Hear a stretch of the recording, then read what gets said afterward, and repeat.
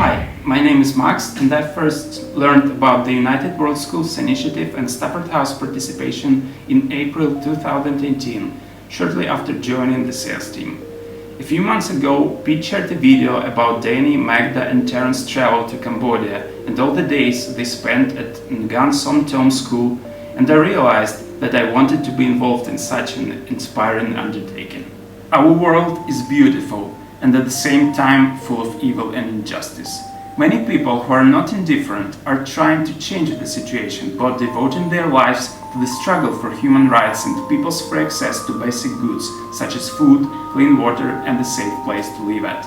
According to the UN, 100 million people do not have a home, more than 800 million are undernourished every day, and more than 1.7 billion need additional sources of fresh water. These issues undoubtedly require a solution. Yet in my opinion, although these matters are extremely important, this is a fight with the symptoms of the disease, not with the source itself. At the same time, education, and more precisely free access to it by people living in any, even the most unreachable point of the globe, can become one of the key game-changing aspects which can alter the situation with poverty radically.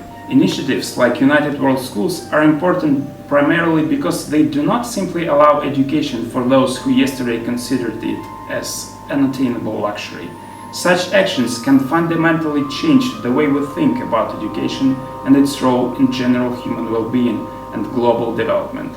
After all, it is education that today is responsible for the cultivation of the necessary skills, attitudes and behavior that will lead to a sustainable future and all-round growth of humanity. Education is able to shape confident, critical thinking, devoted and qualified citizens who seek to provide for themselves and those around them a safer, environmentally rational and favorable life on the planet. And most importantly, a free citizen whom no one can push around. The main point is education means freedom. I have to admit that this type of reality is a fairly distant prospect. In the meantime, the discrepancy in the level of education between the rich and the poor within individual regions or internationally is terrifying. In countries such as Cambodia, Myanmar and Nepal, where United World Schools work, poor children face insurmountable obstacles. Among them is the lack of books at home, the inability to obtain preschool education, schools without electricity, water, hygiene products, textbooks, qualified teachers and other necessary elements of basic education. That is why the fact that we have managed to change the situation in a single Cambodian village, allowing the local school to function and change the lives of children for 2 years, is invaluable.